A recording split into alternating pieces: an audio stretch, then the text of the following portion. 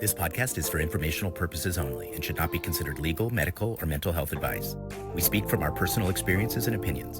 The views expressed are solely those of the individual speaker and are not intended to malign any group, club, organization, or business. Hey, everybody. Welcome back to Confronting the Line.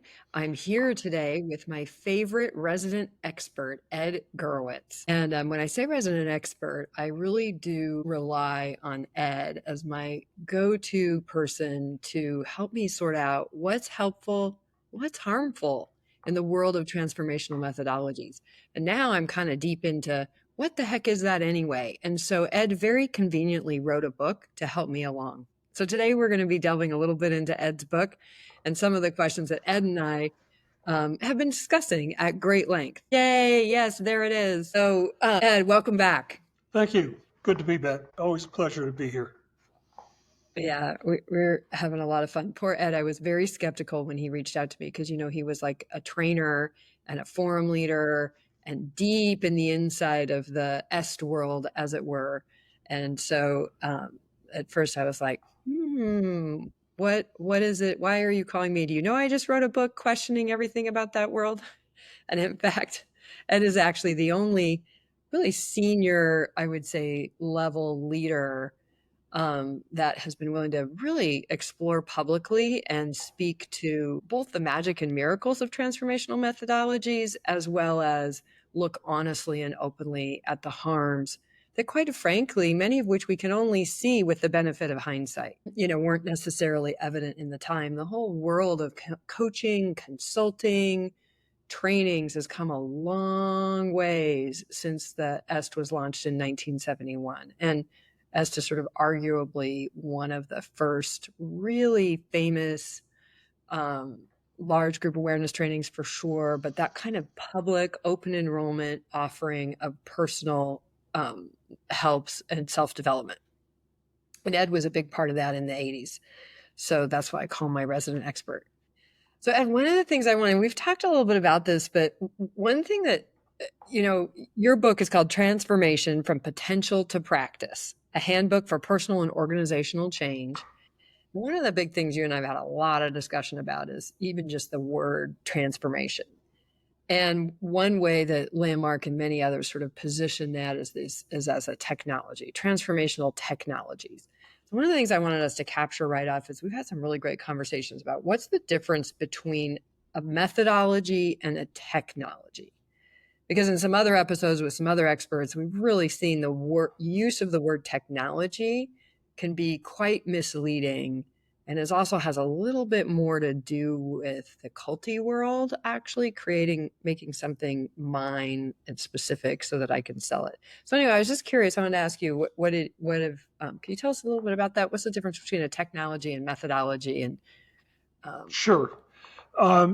So first of all, a technology is a thing. It's a tool. It's a system. It's a device, usually developed through scientific or engineering knowledge to accomplish a specific task or solve a problem. So the focus of a technology is that it's the thing you use to get something done, and it's concrete, it's tangible, and it's either a tool or a system, as I said. Methodology is an approach. A methodology is a set of principles, methods, rules used to organize and guide a process, especially in research, problem solving, or implementation. So you hear problem solving, implementation. There's a little overlap there, but not really, because the focus of a methodology is how something gets done, not what gets done. So that in that regard, what I explore in my book and what we were doing at Landmark was a methodology. I think it was overstating it and overselling it, especially in the 70s when technology was just emerging. You know, when I went to college in the 60s, there was one computer on campus. And if you wanted to use it, you had to make an appointment and then bring a big box of punch cards and pray that you didn't slip on the ice and send the punch cards flying, because then you were sunk. And people did, by the way, do that. So to use the term technology in that era was, I believe, a bit of hyperbole, a bit of oversell. Gotcha. Well, and it came as I don't know that this is where Werner pulled it from or Landmark pulled it from, but we can't deny the correlation, which is Scientology. So Scientology refers to their work as the tech. Nexium, several others have. So that was kind of how I ran into it. The first time I ever thought, I was like, well, wait a minute, what do we really mean by that? But I'm curious because you did define technology as tools, which I know is a big part of how I would say we relate to much of what you offer in your book, is that these are sort of they're tools that you can bring. Sorry, even like the distinctions at Landmark, I think that's how they would think of them, as those are tools. Integrity is a tool. Responsibility. No, I have to disagree with you, because we would go out of our way to disparage tools. If you're here for tools and a quick fix, you're in the wrong place. What we were clear on, without using the terms, knew it was a methodology. It didn't start to get called a technology until the early 80s, when transformational technologies was the franchise management consulting arm of that world. Later came to be a licensing system called Technico, but that's a whole other story. So I think it was really another case, and there's so many of these where we were talking out of both sides of our mouth. We called it a technology. We said it, and we disparaged tools.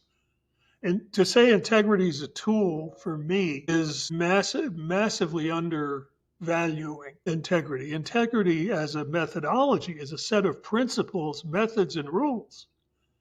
Now you got something. But as a tool, one of the things, there was a very famous document that came out of a training school in India called Maliwada.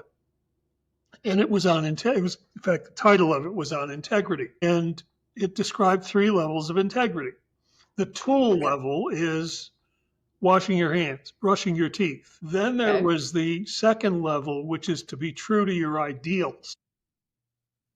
That starts to move it out of the tool level. And the third level was to be true to yourself. And that gets us into transformation, because transformation at its root is the invention of the self, rather than the resignation to the self as designed, as the human like kind condition. of automatic design, right? Like an ego structure. So really great. Well, and I want to confess that I'm probably, now I've talked with so many people about so much and been studying so much, it is all starting to blur together what was Landmark versus what we're talking about now. But, the purpose of confronting the line is to come to the line and examine what's helpful, what's harmful. And it's just been really great to have you to play with in that, because the hardest thing for me, when I started to find out about all the, abuse, and started to recognize the exploitive nature of the business that is Landmark and all that, it was really heartbreaking. And it was heartbreaking for a lot of reasons, but one of them was I didn't want to lose transformation as a methodology. I didn't want to with or have to give up, 26 years, like most of my adult life at this point, of engagement and study with a body of ideas that I found very valuable. And a lot of the difficulty has been reconciling that it was unimaginable to me that those ideas could actually cause harm. So the last year since my book came out has been a lot about confronting that. And you've been a really great resource in that, because you've really brought back into the conversation, like, no. First of all, it got twisted. Some twists and turns happen here that aren't true to the original ideas, not even just the original ideas of the est days, but the original ideas in which the body of work that was est came from, because it didn't just spring out of the ground. It didn't just spring out of Werner, not by even the slightest stretch, which is the other thing I really, really, really have appreciated about your book, because you really take a number of the ideas that I'm familiar with from the Landmark world and trace them to their more original sources. Yeah, and that's important. If you talk to people about est, they'll say, well, it came out of mind dynamics. Yeah, that's what we call proximal cause. The root cause Goes back thousands of years. This is what Aldous Huxley called the perennial philosophy. And it's been around as long as people have been thinking. As to your other point, and I've always appreciated your work in trying to distinguish safe ways of approaching personal development from unsafe ways, but the ways themselves are not safe or unsafe. Right. How they're used, and if you go camping and you need to make a fire, an axe is a very useful tool to have. That's If right. you're Lizzie Borden, if that reference isn't too dated, an axe is a whole different story. Look it up. Look it up. Look it up. A hammer is great for driving nails. It's less great if you hit somebody in the head with it. So even if we took the definition of technology as a tool, it's still how the tool gets used by whom and with what intent. And that's where it's so great that you're saying that, because yes, it is the tool, and how it gets used. I have to make the reference to a screwdriver, right? Like you can do some amazing things with a screwdriver, or you can murder somebody with a screwdriver. I mean, it can be used in a bad way. I, for one, was somebody who couldn't imagine the things that I had been exposed to teaching, learning as transformational, really used in a bad way. Or if it was, it would be it was hard to imagine, right? So how could responsibility have negative consequences? How could that idea applied or taken on by a person have negative consequences? Well, I've come up close and very personal with that one in particular, as now I've started to take apart some of these ideas. And you said something that rocked my world a week ago in one of our classes. So for folks that don't know, Ed and I have been doing a book discussion on his very book. We'll make sure a link to part 2 of it, which is about organizational transformation, is in the show notes, because we'd love to have folks come join us. But we were talking about responsibility, for example, and you said this thing, I believe you said, where they screwed up. I won't use the real word you used because I might not remember to put explicit on here, but where they screwed up responsibility was when they tied it to cause in the matter. Because one of the things they've been grappling with is I talk to many, many, many people who feel that they have been harmed through their participation in not just landmark groups like it, Context, Insight, there's many other, Nexium, like they all have very similar things. Responsibility happens to be one of the tools that get used. It has different variations and definitions, but that happens to be one that a lot of people have experienced a lot of harm around. Well, they did 2 things. They tied it to cause. Remember I said there were a lot of places where there were internal contradictions. So on the one hand, responsibility is your cause in the matter. On the other hand, in the training, and I think in the forum, we did a whole unit, a whole piece about false cause, that cause is completely a function of the frame. So if I push you and you fall down, well, I'm the cause of you falling down. But if somebody pushes me and I bump into you and you fall down, then the person who pushed me is the cause. And you can keep running that back infinitely. And that was what we called false cause. So that's number one. The other contradiction from 1995 on. I can promise you from 1995 on, which is when I participated, none of that was in the training, because I've never even heard that before. And that's brilliant.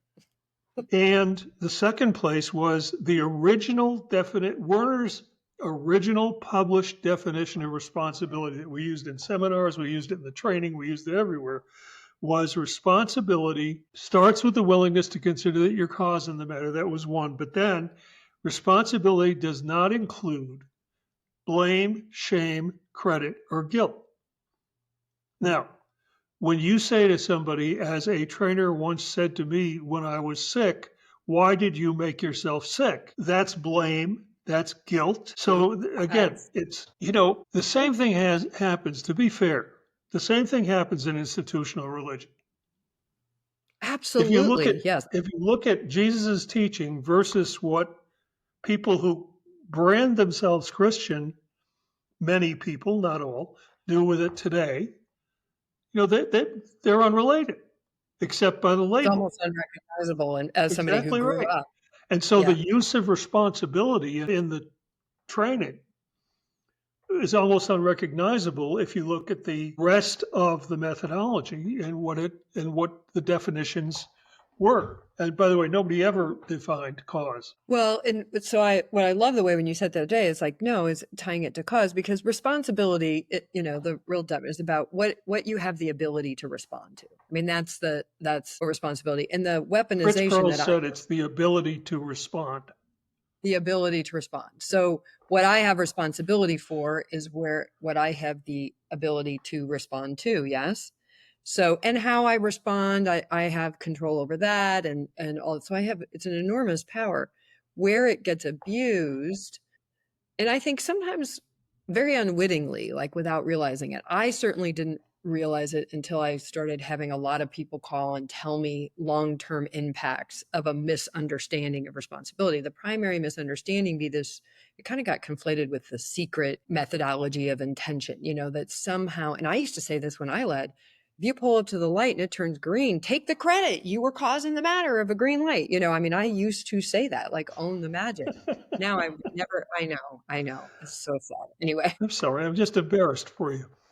I know, me too. Thank you. So it got conflated. Now, okay, so the green light, yes, the parking spot, I do still claim I do have parking karma, just for the record. Okay, those are innocuous. Those are benign. But I've heard it used so much now in abusive relationships. I'm in a It's relationship. not. Here's where it crosses the line. To refer back to the line. Yeah. The parking spot thing is benign until you're late and you say, I couldn't find a parking space, and the other person says, why didn't you create one? Right. Then it stops being benign. By the way, in responsibility, you're back with Marcus Aurelius, you're back with the Stoic philosophers in, a couple of thousand years ago, who said you don't have any say in what happens to you. You have total say in how you, guess what, respond to it. Right. That's responsibility. You can respond to it by being a victim. You can respond to it by acknowledging it and learning from it. You can respond to it in a whole variety of ways. That's responsibility. And it's right there in the world, responsibility. Exactly. But when it gets twisted, and look, this happens in virtually every group that we've looked at where there, it goes a little bit culty, and which is you have to redefine a word so that you can sell it as your own, you can trademark it, you can this, you can that, it, whatever, but you sell it. And that's what happens with so many of these leaders, whether it's James Arthur Ray or Werner Erhard or L. Ron Hubbard or Tony Robbins, or, we could just go down the list, and they're not all damaging. They all have good works and works that can be used in harmful ways. So, but what gets in a culty is where they have to make it something unique, something never before, never bigger than, better than, belongs to them. And that's what I love on the back of your book. It says this really great thing. Transformation is as old as humanity and has too often been seen as the province of elite priesthoods and arcane methods, holding out the promise of autonomy and fulfillment, but rarely achieving their promises. Like, that sentence nails the whole world of human potential, personal development, sales-ish to me. And like you rightly pointed out, it started a lot with the religions, right? Only the priests had the knowledge, only the so-and-so, then, it belongs to them. So therefore they now become the distribution source that you have to pay homage to in some way or another. And that's what I love about your book. It's starting to move the way the world is moving, which is tearing down those barriers, right? So yeah, and that was my intention in writing it, was to demystify transformation. It's not mystical. It's not arcane unless you choose to keep it secret. It is two things. It's take all the credit for it. Yeah, it's apprehendable. It can be learned, 200 pages, and it can be learned. And it's a practice. It's not an event. People talk about transformation as if it were an event. Transformation as an event is what we call a peak experience, or in Zen it's called Satori. But it's understood in Zen that Satori is fleeting. It's a probably necessary, certainly integral part of the Enlightenment practice, which is a lifelong practice. And it by itself, you have a Satori, and that's nice. Things look a little different, maybe, for a while. But if you're not practicing, my very first experience of that, I was reading a book called Zen Mind, Beginner's Mind by Suzuki Roshi, Shunryu Suzuki. And he uses a metaphor in there talking about, I can't even remember what he was talking about, but he talked about a river flowing, comes to a waterfall, and drops of water fly out into the air as the water comes down the waterfall. And then at the bottom, they rejoin the river. Now, that for me, right place, right time, whatever, was an enormously enlightening idea. I've been practicing that idea in how I hold things like individuality and how I hold relationship and how I hold death and dying for 60 years, 50, 60 years since I read that. Had I not really thought about it and put it into practice and talked with teachers about it, it would have been a nice idea. That's interesting. So do you think, okay, so that just brought something up for me. Do you think maybe, and I know, you and I had a great conversation with Dr. John Hunter, and I'm really appreciating his work in understanding large group awareness training. Again, is different than the idea. It's how the idea is being presented. So a lot of people don't really understand what large group awareness training is. Maybe I'll do a separate show about that. I'm not going to go too far into it here. But let's suffice to say is that it is a training experience where the emphasis is on the experience, and it tends to be very, very intense. It does happen in a group, although that's not the core. A lot of people think any large group training is now a large group awareness training. That's not true. There's lots of group trainings that are fantastic that do not fit the LGAT thing. Its emphasis is on this peak experience, on this, Sunday night at the Landmark Forum is like, you are as a kite on life, like no kidding. And it is using the group dynamic, much like in a concert, right? If you put a whole bunch of human beings together, that energy does come together and create this very big excitement. Dr. John has really hypothesized that it is a kind of hypomanic state that people get into. And it is this peak experience. And I'm very struck by a lot of people in the comments on this show and other things. They come back and share particularly about the S training, way more about the S training than the forum, that they still 50 years later, 40 years, that is an experience over which they'll never get. Like that is how strong that experience is. But I'm just curious almost if that high of an experience kind of mucked up the possibility of transformation in some ways, in that people then think that experience is it rather than the practice coming out. You see what I'm pointing at? Like that's just I see exactly what you're pointing at, and I think you're right. But I also think, and if you're going to give credit where credit's due, you got to give blame where blame's due. Because when that got translated into, how you feel now, you can keep that feeling if you bring guests, or if you share the training. Or that you was register. How we put it. You share the training, and that'll keep it going. Well, that is not. That's a very small part of the practice of transformation. Yes, it helps. We are herd animals. We're social animals. So something as simple as if I'm going to quit smoking and don't tell anybody, I'm not likely to quit smoking for very long. If I tell enough people, I create for myself social pressure. Yeah. So there's a validity to, yes, go out and share it. I do believe that even Jesus said that part. Yeah, but he's talking about sharing your breakthrough, sharing your experience. Sharing the product itself. Exactly. And when you translate that into bring guests, invite people who we're then going to do a sales presentation, and it was absolutely a sales presentation. Then you have put a roadblock in the way of the practice of transformation. If you think all you have to do is share it, not live it, live integrity, live responsibility, live being complete, communication, all those principles in the methodology, then you're selling people a bill of goods. Well, I think the more important part to live is to live the insights that you have in the experience. So to just use myself as an example, and this is where I've grappled a little bit, because the insight that I had was like, I didn't have to be limited by the predictable, the societal, predictable conditions of having given birth to my son at 15 years old and, being a teen mom, that I wasn't confined to what that looked like. Now, I kind of knew that going into the forum, but I was mostly fueling my success through raw ambition and a healthy dose of screw you, I'll show you, you're all wrong. Which Which is is, how you survived when you having your son at age 15 and being a single mom and all that. So you had, and probably I would be willing to bet, and I go into this in the book, not about you, but in general, I would be willing to bet that that pattern of put your head down with sheer determination and push through was there long before you were a teen mom.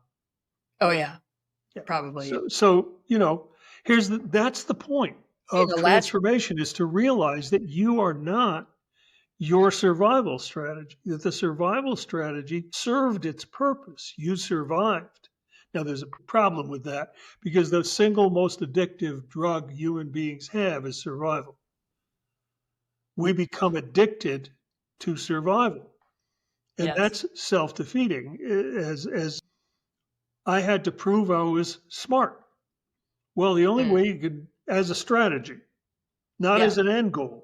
Well, the only way you can prove you're smart is to keep on failing and then come back from it. So I did for years and years and years. So, and again, the point is this, and this is really why I wrote the book. For both individuals and organizations, we're given a script. Eric Berne called it a life script. We develop that. I'd say we're given it because we don't have the tools to fully develop it. We simply adopt it. There's a great quote from Kurt Vonnegut that's in the book about, I was a blob of nothingness and voices came pouring in. To discover, to appreciate that got me where we are.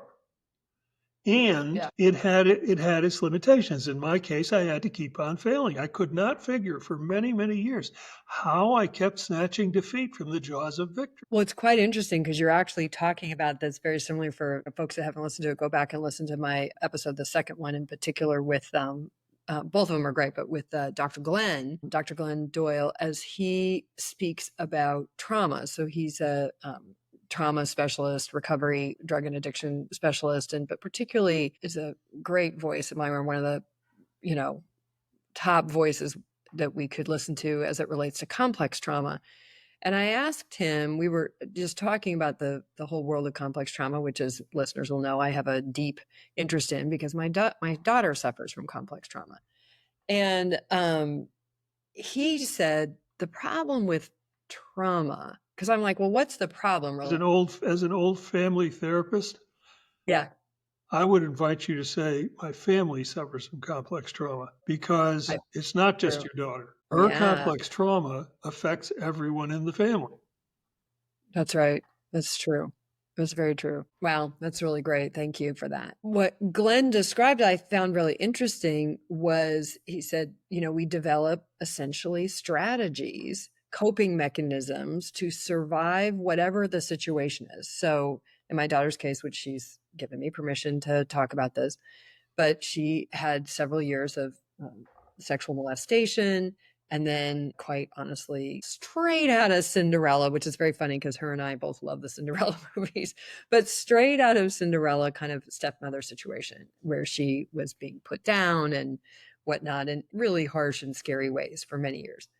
And until we found out that all that was going on, and then we got her out of there. But by then she's 11. So from like 6 to 11, she's in these tough situations, as are many, many children, many, many people. But we develop coping mechanisms. And then the problem is, as we go along in life, those coping mechanisms, which when there's trauma involved, the way he talked about it, gets almost instantly and very strongly hardwired in a way that is really strong. And I had some of that. I had it 5 years old. We escaped. My mom and I escaped a bad guy who had raped my mother, and we escaped down an alley. And my whole identity, my whole idea that I had to save people or they would die, definitely got formulated as a 5-year-old running down the alley, knocking on doors to help get my mother to safety. And we did do that, and she lived. And then that was my job for the rest of my life. So exactly. we can see And just for Yeah. the benefit of those watching and listening to this, those are the stories you hear about. Yeah. The fact is, and I always tell this story about when I was doing family therapy, about a family that came in, and just as you said, my daughter has complex trauma. Well, our son is all messed up. It's called the identified patient. And so I sat down and interviewed the son, and he said, they don't care about me. I said, how do you know? He says, well, they don't let me do anything. They won't even let me take out the garbage. Then I brought in the parents, and they said, he doesn't appreciate anything we do. I said, how do you know? He says, well, we do everything for him. We don't even make him take out the garbage.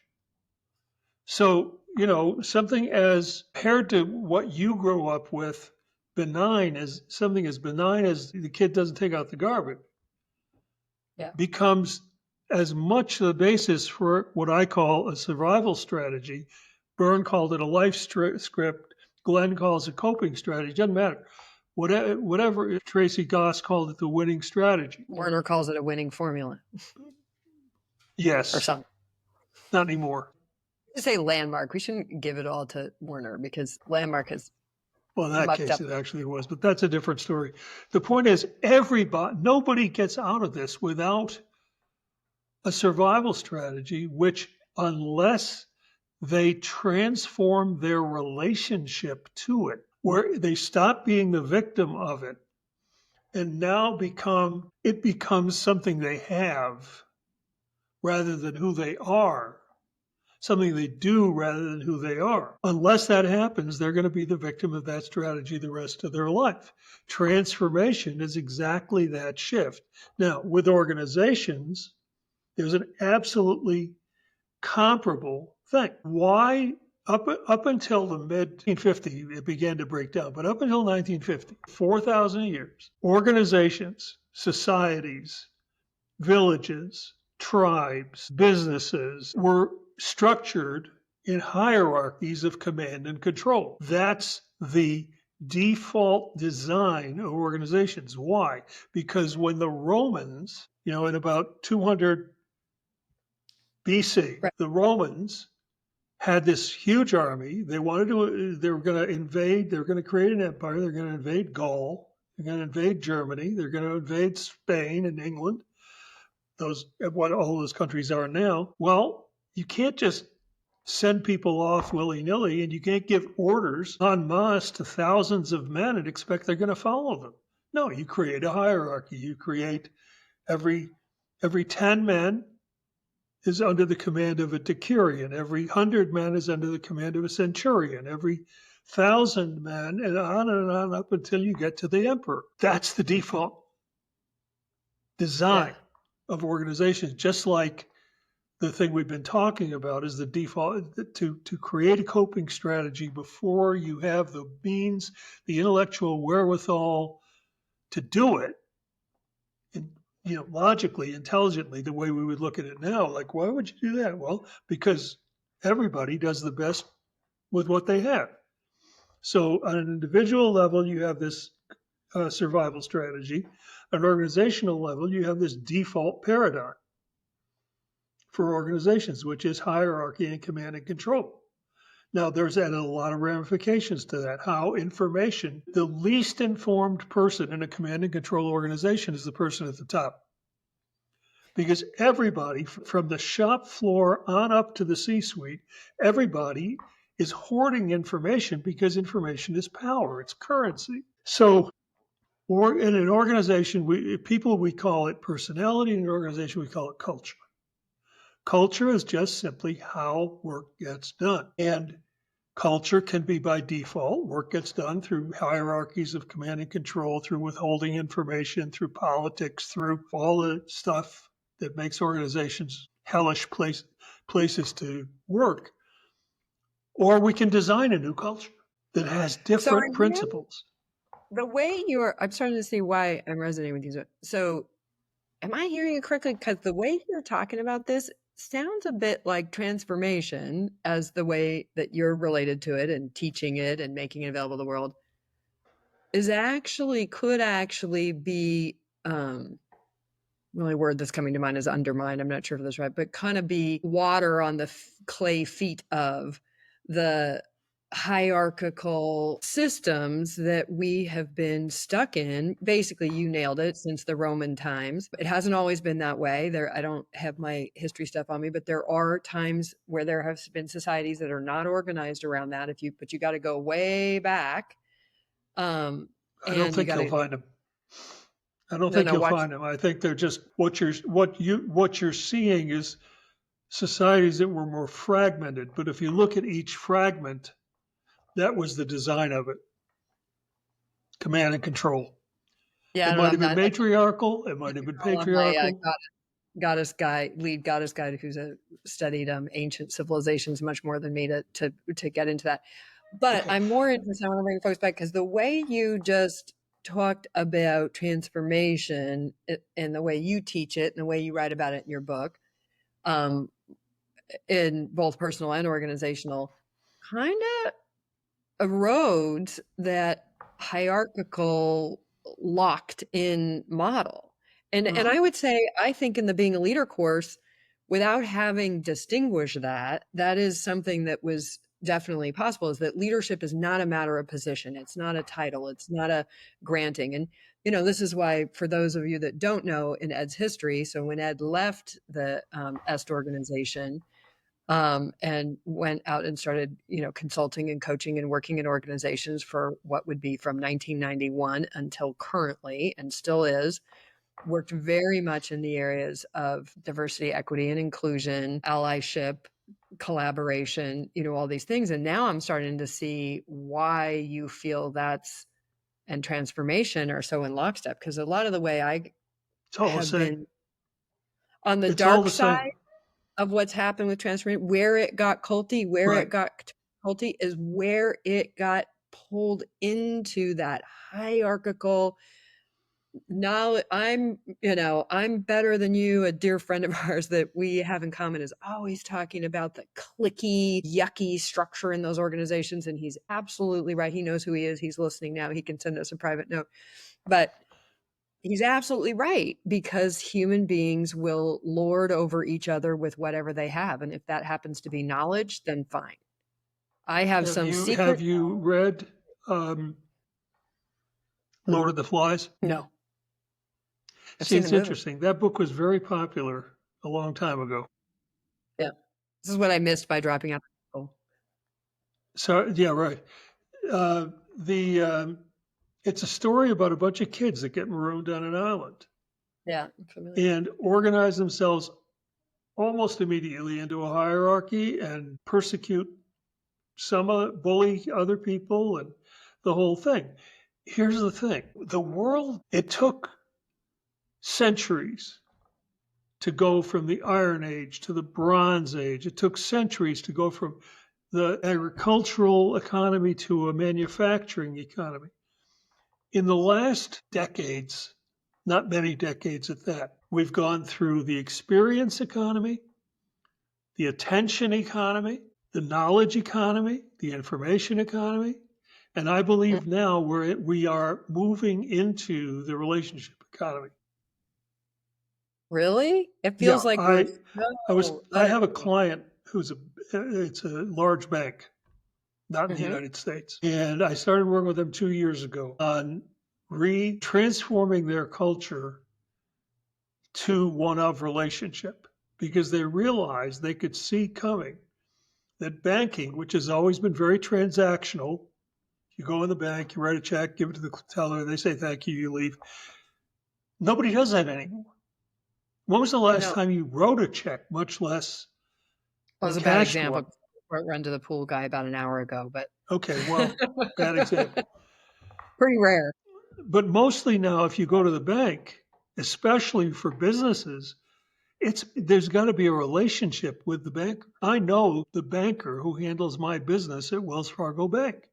I actually know who is our personal banker at Chase Bank as well. There you go. So this bank saw that. I was talking to somebody from a U.S. bank today who was looking for the same thing. And, when we talked about it that way, that the shift from transactional to relational in marketing and sales, doing business, she was like, whoa, yeah, that's exactly right. That's what we're up against in this Well, bank. you're talking about what my dear friend Suzanne and I and Mark Goodman were trying to talk about a couple of years ago, which is, we were calling it collaboration or together better solve, is no, we could see that what's coming by hook or by crook, because so many people, one, are getting so sick from the loneliness. We have an epidemic of loneliness. There's just so many signs that the undermine and the erosion of our natural state as an interdependent species, like our understanding of ourselves as interconnected and interdependent. And that comes with a whole other set of responsibilities that we have been working hard to undermine and shed and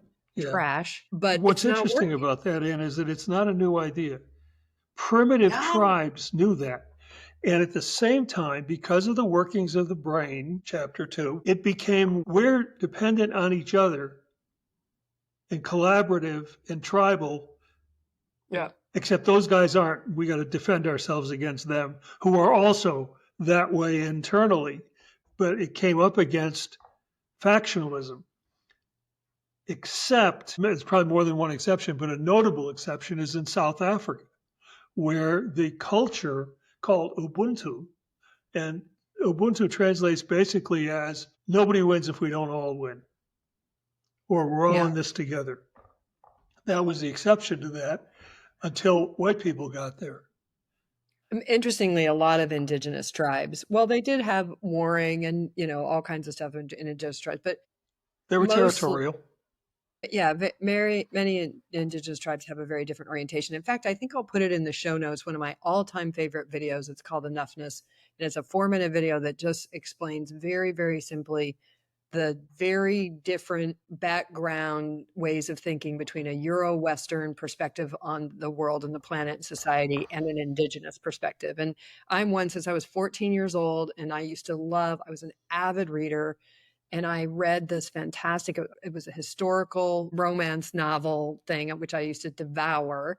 And in it was a whole, I still have this book, actually. It's like practically falling apart. It's a paperback book. There was a whole thing about a white woman who'd been taken into an indigenous tribe, and then she falls in love and da-da-da. But one of the things that it posits in this historical romance fiction is that someday the white folks would need the indigenous folks to save the planet, because we would need to learn what at that time was being rejected. That imprinted on me in a very, very, very deep way. And I have been in pursuit. You have to tell us the name of the book now. I'm going to have to go find it. I don't even remember. Hopefully I didn't pack it.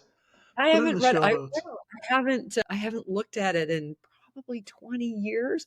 But isn't it funny how those things make this little impression?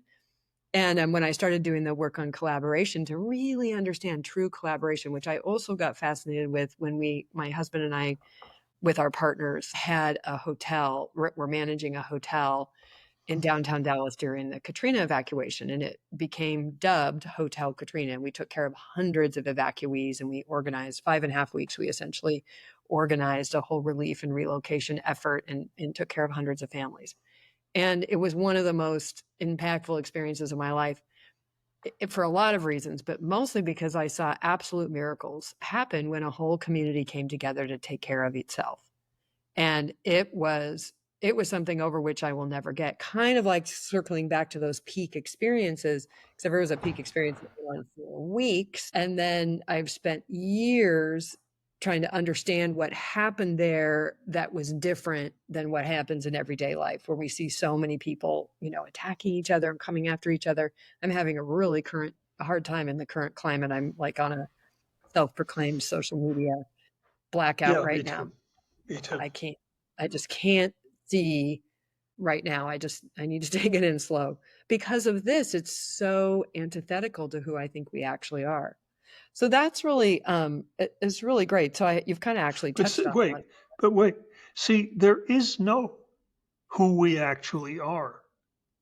Who we actually are is a blank slate. Who we actually are either gets created for us and we call it who we actually are, or we create it. And that's true individuals. It's true of organizations. So you take an organization like Zappos that's literally created their culture with a lot of trial and error and a lot of mistakes, but they're very successful, and it's one of the great places to work, from what I understand. I don't work there. Because they decided that they were going to be who they said they were, not who tradition, call it what you want, tradition, the human condition, the default design of organizations gave them to be. They actually follow, you're talking about Zappos, right? It follows, and I've got this book. It's really great if you haven't read it, Holacracy. Oh, which is I practiced holacracy.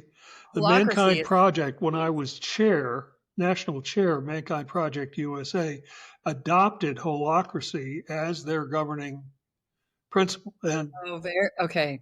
More and more is getting revealed to me why you're such a cool old white guy. I always tease Ed. He's the most woke old white guy I've ever met. Well, and I don't know if he really said it, because there's a lot of quotes floating around from Pope Leo, but he supposedly said, being woke in a society that's asleep is not a crime, it's the gospel.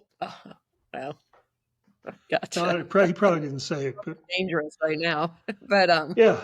That feels like but here's the thing. This is the essence of transformation. It's realizing that you're not constrained by who you invented yourself to be when you were 4 years old, and an organization is not constrained by who the Roman army invented it to be, 2,000 years ago.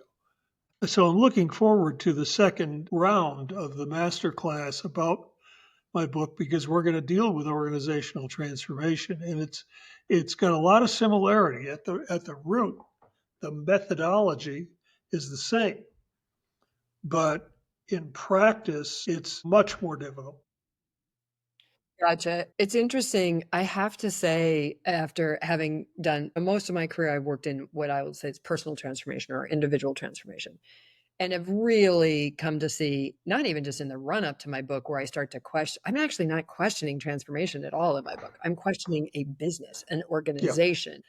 I didn't have any questions about the work itself until my book came out and all these people started calling me, sharing their stories of ways in which they were harmed, which then sent me on a whole other transformation.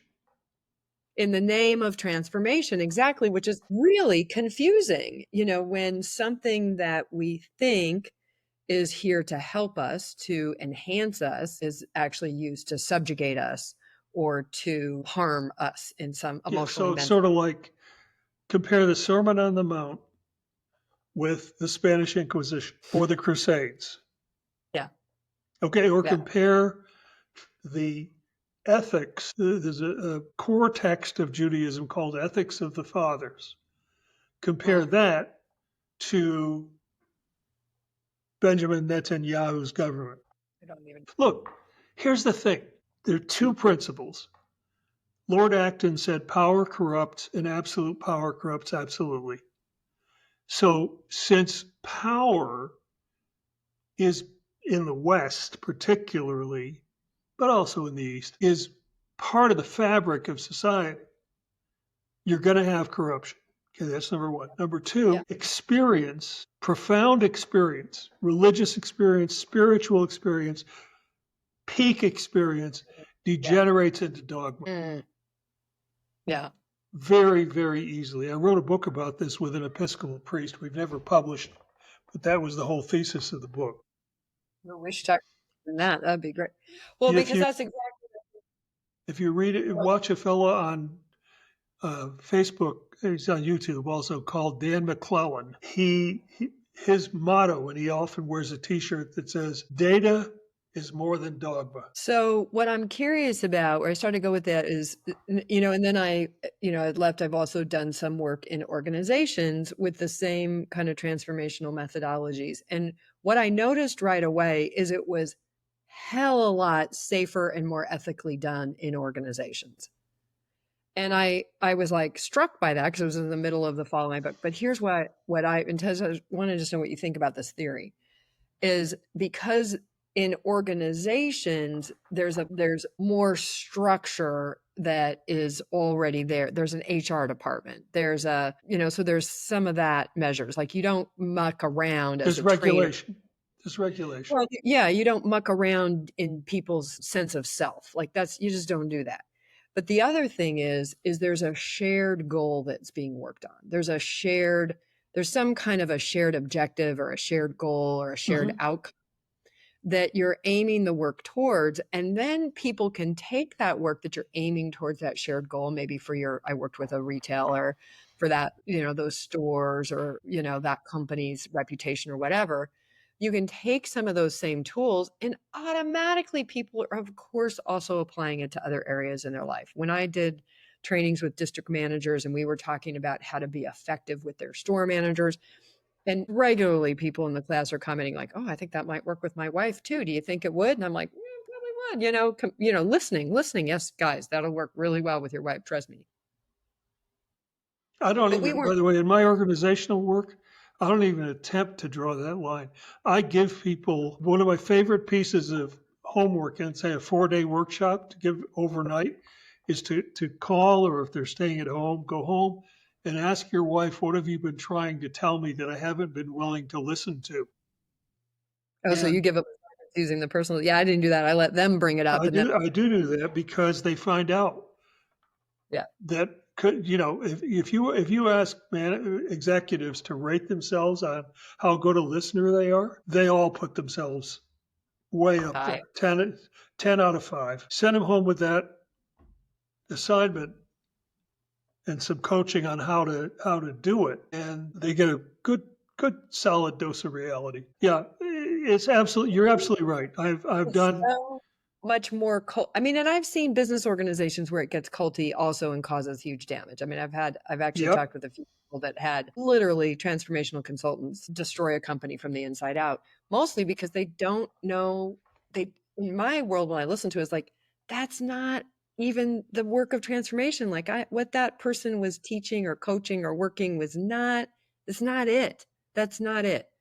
It's got some of the words, it's got some of the look, but that's not really what we're talking about, for example. And that's what this show's about, confronting the line. Let's find out what's healthy, safe, and ethical versus what is not. You can't do that without being willing to look at what is not, which has to me been another huge problem is in that industry, in the self-help industry, in the wellness industry, the only people want to talk about is the magic and the miracles, and they're not willing to talk about the risks and the harms. And so my little attempt here is to balance that out a little bit and give us a place where we can talk openly and honestly about both. So I really appreciate your partnership and play in that. And so I'm excited. So we've covered in our book, we called it a master class, which sent some people into hysteria. What it really, what it is a Hey, I discussion. gave up master bedroom. I'm not That's giving up right. master You class. did. Yes, you did. Well, if you actually look up what masterclass is, I'm like, oh, that's exactly what it is. So we Well, are, there's two meanings of the word. There's mastery, which Dan Pink says is essential. The yeah, opportunity for mastery is essential in intrinsic motivation.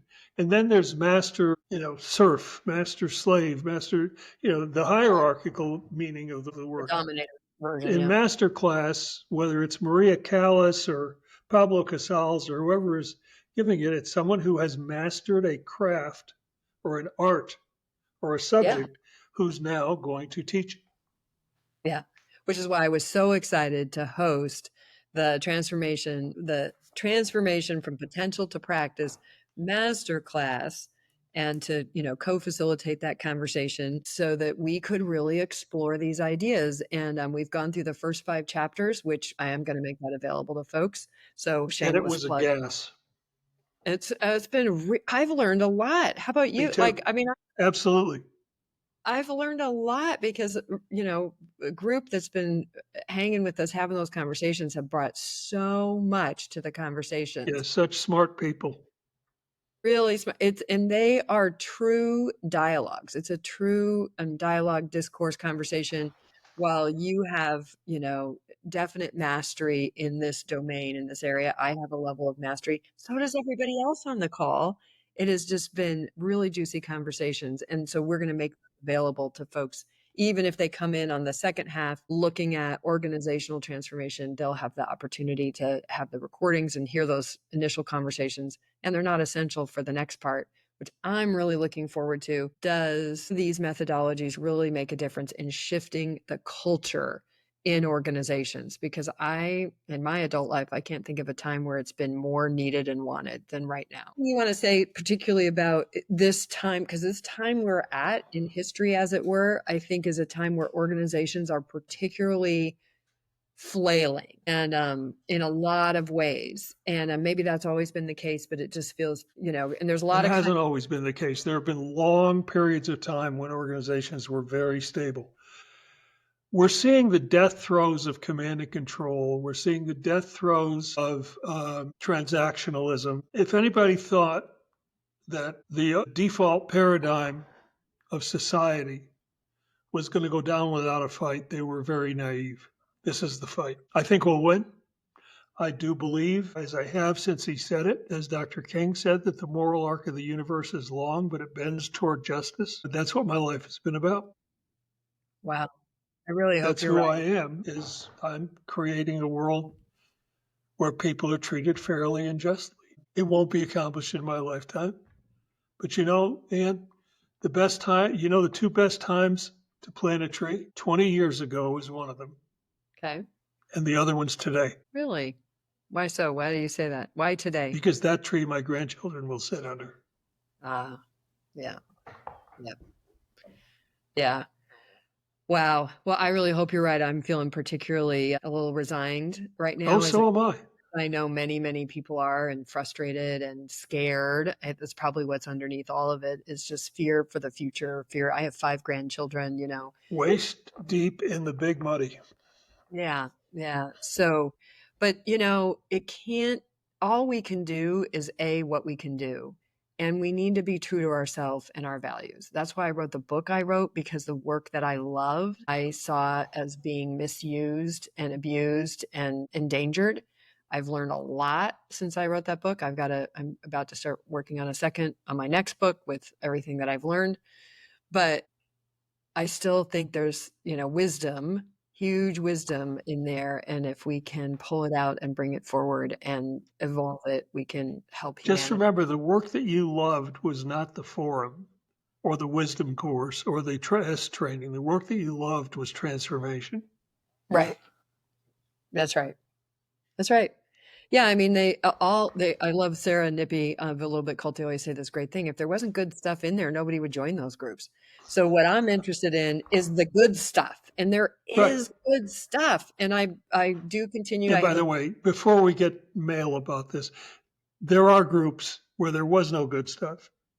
That's and people joined, but not because there was good stuff. I'm thinking about Jim Jones. I'm thinking about Nexium. Not exactly true. They did, in their experience, there was good stuff. You can convince anybody of anything. I'm just saying. Exactly. This is why I'm a huge advocate of, and I'm probably going to do a masterclass I'm going to invite John Atack to do a masterclass with me on his book, Opening Our Minds, which I think should be reading. There's several books actually, but should excellent, terrific book. We have to understand how easily we can be manipulated by ourselves and others. I mean, we're our own first main manipulator, and others. And once we start to see that and understand that, it's much easier to sort of defend against it, mostly just to walk away, like, whoa, that's not true, and walk away and look for something else. But anyway, we'll do a whole other show about that. I was interviewed on a podcast about coaching last week, and the interviewer, guy named, I'm sorry, I blocked out his last name, but he asked 2 questions or asked one question that stumped me. He said, "What's the most outrageous thing you do as a coach?" And I said, "I don't think I do anything outrageous. None of it looks outrageous to me." He said, "Well, we talked about somewhere." And I said, "Well, and somebody will say something about themselves like, I'm not worth it. And I'll say, is that true?" And he just about fell out of his chair. He said, that's the most outrageous thing I've ever heard. And for me, it's like, yeah, challenge what you think are truths. Right. Yeah. Okay. Yeah. This is another fantastic thing in your book, is you outline what is reality? What are like you have a very simple measure. Facts versus Well, interpretations. yeah, we'll leave that as a teaser. Follow us on the socials. We might make a meme out of it because it's definitely meme worthy in this day and age. Anyway, overall, Ed, thank you so much. I appreciate you, and everybody, thanks for joining. This is what conversations with Ann and Ed sound like. We wander all over the place. We get into all kinds of dicey, deep issues, and all around have a really great time, and hopefully come out a little bit smarter than we were, or maybe less smarter. That's probably a better goal for us, huh? Yeah, probably. Less smarter than we were before we started. Just remember that, well, here's the thing. It isn't a question of smart. The smarter you are, the less you know. That's right. The more questions you have. I was just telling somebody that the older I get, the less I know and the more questions I have. So Right. Thanks for being a fellow questioner, and we will And talk. thanks to Tony for doing the hard work on this one to make it presentable. No kidding. And folks, watch in the show notes. We will have a link to the second half of the masterclass. We would invite Gary Nowak, Nowak. That's who interviewed me. Aha. Okay, maybe we'll put a link. Coffee House Coaching is the podcast. Okay, great. We'll plug in for that too. That's awesome. But anyway, thank you very much, and we will talk soon.